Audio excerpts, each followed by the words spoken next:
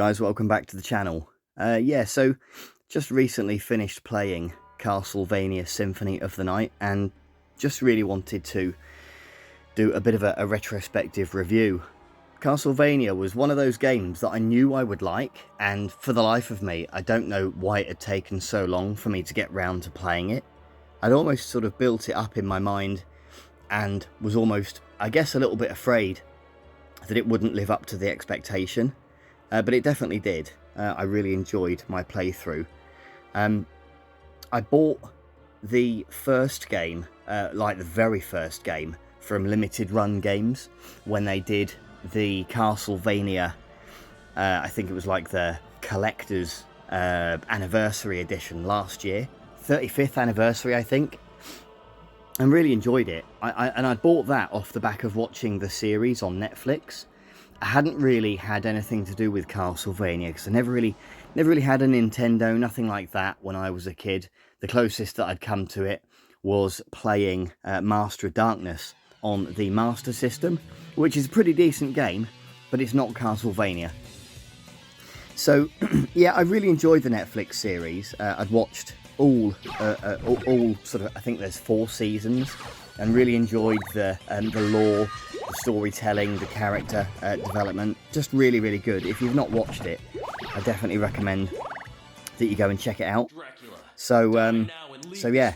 So I tried this off the back of my wife then surprising me for Christmas in buying me, again from Limited Run Games, the I think it was called the Castlevania Requiem collection, and it had been on PS4 store for a little while. I always like to try and get games physically, and you just couldn't get it anywhere. My buddy Game Culture had managed to pick a copy up, and I'd mentioned, oh, wouldn't it be great to get one? And you couldn't get it anywhere, but he managed to get one. And then, lo and behold, my wife got me one for Christmas. Now, I actually kept that copy sealed, so in the end I did download this for about £3 on the PlayStation Store, and yeah, I'm glad I did. So I don't know if I sometimes get a bit funny about opening up my sealed games. I'm just a bit odd like that, I guess. So yeah, in terms of the game itself, I really enjoyed the storyline. You start off with this boss fight here that you can see, where you're starting off fighting. You play as Richter, and you're fighting Dracula, and this is the end of the previous game, which was called Rondo of Blood, I think. Which again, I hadn't played. You know, going back to my PS1 days, I mainly focused on games like Metal Gear Solid and the Resident Evil first 3 games as well, which I loved. So yeah, this game really starts off and it throws you in at the deep end. So you've got kind of all these powers. You're playing as Richter, and yeah, I mean. It throws you into a boss fight straight away. I'd seen quite a bit of the game already streamed by my buddy Heaps, and he had done a pretty good job of sort of showing off the game, which made me think, do you know what, I definitely want to give that a try.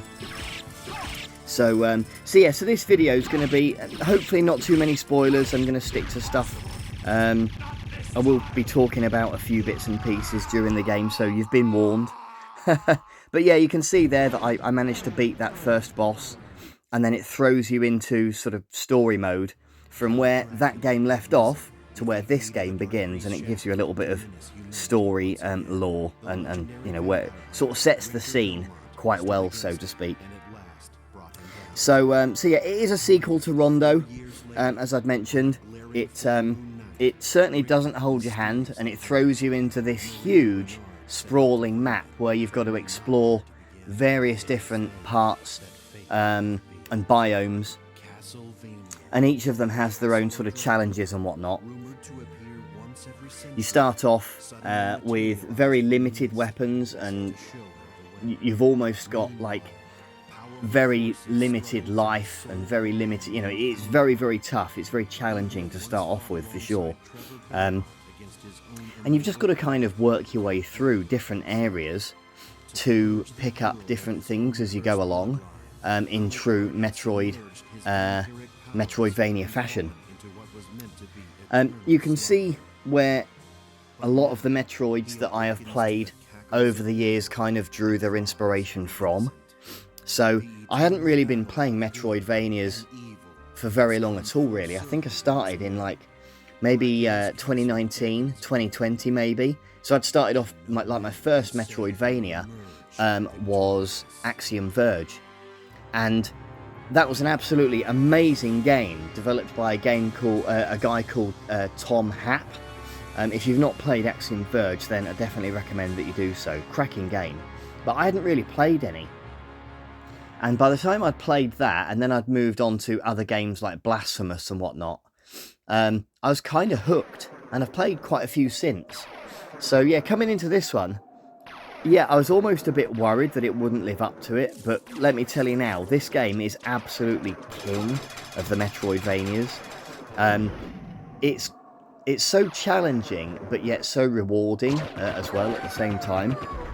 You've got to do various bits and pieces to unlock stuff, and then it sends you right back to the beginning of the game, and it's definitely not afraid to do that for you to then go and unlock the next thing that you need to do. I did need to look up a couple of things, but on Google or whatever, I tried to do that very minimally, and when I found myself completely stuck, then I did do, but I gave myself a few attempts of doing stuff and exploring first of all, and it felt so rewarding. I felt such an achievement of doing it and finding stuff out for myself. I was really chuffed with myself for doing it.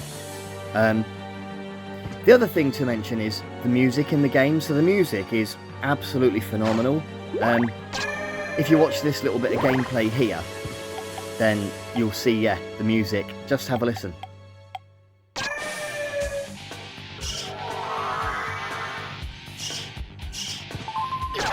So yeah, so like I say, storyline, really, really well written, very good indeed, and I really liked how they tied a lot of the storyline into some of the boss fights. There are loads of different bosses in this game as well, some of my favourites. So I fought this really gruesome, grotesque boss called Beelzebub, and yeah, that took me a few different attempts, and I had to try different things and experiment with different ways to do it. You also have to experiment with the first time that you think that you've beat the game and you haven't. You beat Richter, and the credits roll, and Maria, who had given me something to beat him, kind of came and had the ump with me for doing so. But luckily, I kind of went back, and yeah, I did Google, because I'd beaten Maria in boss fight previously. Fortunately, I went back and just did the fight again, and I didn't know you had to hit the orb above his head. That I'd already kind of done all the heavy lifting to allow that to happen. I just didn't know to do it.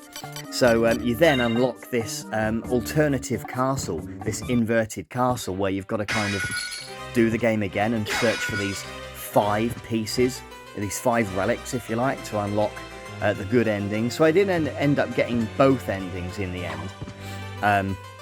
Although, to be honest with you, yeah, fighting Dracula that first time, I didn't know I was going to do it, and that really was a brutal boss fight. I'll let you see at the end how I did against him. It definitely wasn't easy though.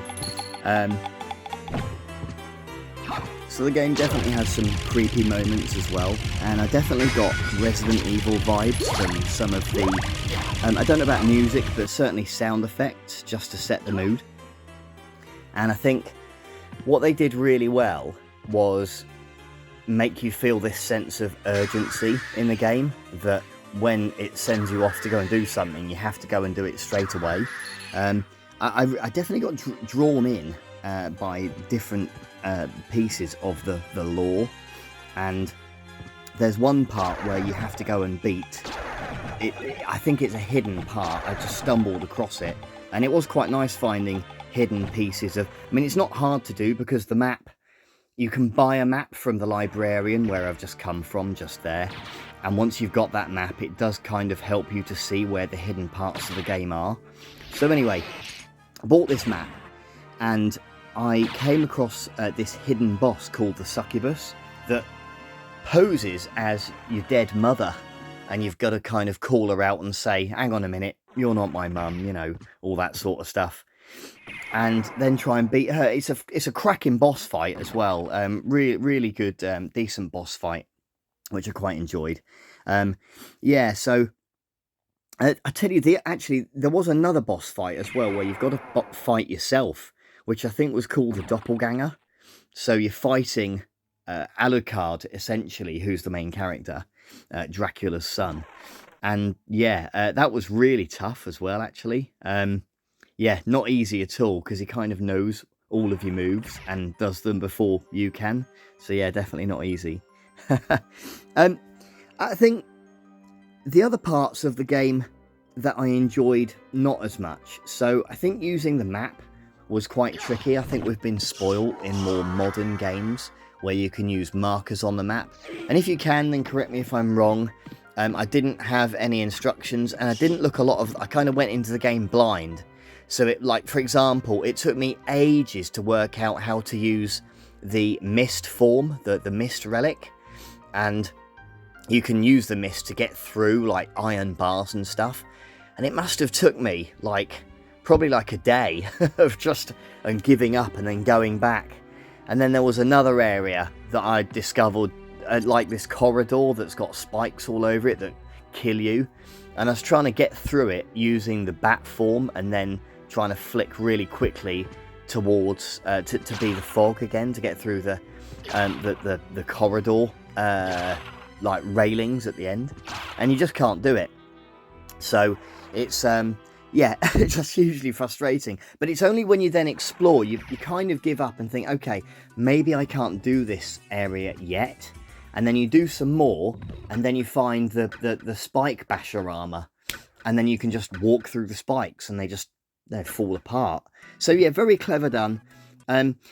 You just saw a glimpse of the clock room there, and that was the whole game really centers around this clock room puzzle, which took me quite a long time to get my head around, and that is one of the areas I did need to use Google for and look up.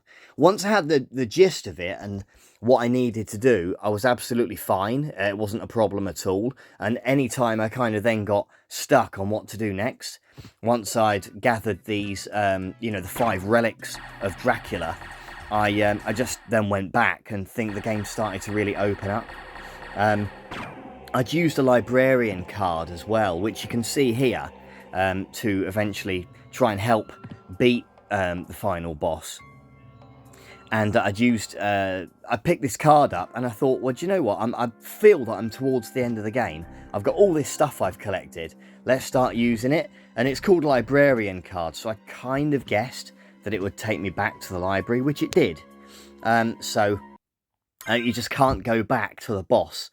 You can see the library card there. You can't go back to the boss until you flip the world back. So I just kind of guessed that I needed to go back to the area where I'd first fought Richter, and that seemed to do the trick, to then flip the world back to the inverted castle. So yeah, it kind of, a lot of it was quite self-explanatory when you really thought about it, I guess. But yeah, I did need Google for some of the parts. I think other than that, I mean, the Richter fight itself, as I mentioned, at first was very, very tricky. I did need to watch a couple of guides on YouTube, and then I just kind of, yeah, some guy had recommended that you didn't use the all of the holy armor because he's doing holy damage. Or sorry, use the holy armor because he was doing holy damage, and then he couldn't really hurt me all that much. So yeah, it's kind of self-explanatory, really. So in conclusion, this game absolutely rocked. I thoroughly enjoyed my playthrough of the game. I played right up until beating Richter, although I made that mistake, of course, where I didn't realise what the orb was floating above his head. I'd already done the hard work in discovering Maria and beating her as the boss, which was tricky. I just luckily was able to then use my save file, go back into the game, that allowed me to invert the castle and go and find the 5 relics of Vlad. So I definitely recommend to anybody picking this game up. Very tight controls, fantastic looking graphics. If someone told me that this game was in production now, then it wouldn't stand out of place. Yeah, the music we already spoke about, absolutely fantastic, and just a very, very well polished game. For its age, it has absolutely no right to play as well as it does. Guys, I'm going to leave you with my final boss fight. I hope you really enjoyed the video. Thanks so much for watching.